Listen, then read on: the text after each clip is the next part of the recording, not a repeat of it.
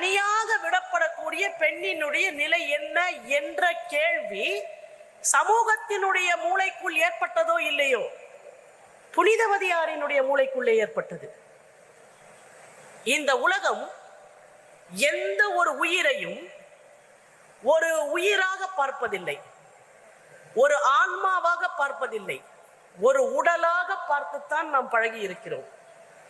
அப்ப எதை நீங்கள் உடலாக பார்க்கிறீர்கள்? இந்த தசையைத்தானே, எலும்புகள் போர்த்தி இருக்கக்கூடிய இந்த தசையைத்தானே நீங்கள் புனிதவதி என்ற பெயரிலே பார்க்கிறீர்கள். இந்த தசைகள் அற்றுப்போனவளாக நான் மாறிவிட்டால் நீங்கள் எதனை புனிதவதியாக பார்ப்பீர்கள்? அப்ப இந்த உலகத்தை நான் குறை சொல்வதை விட நான் என்னை மாற்றிக் கொள்ளுகிறேன் என்ற ஒரு குறிப்பை புனிதவதியாருடைய வாழ்க்கை நமக்கு காட்டுகிறது.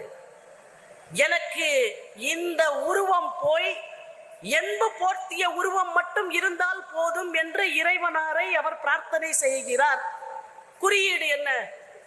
உடனே தர்க்கத்துக்கு வருவார்கள். இன்றைய இளைஞர்கள் எப்படி என்றாலும் தர்க்கத்திற்கு வருவார்கள். அப்போ சதையை வெட்டிக்க சொல்றீங்களா? அது சொல்லல. குறியீடு.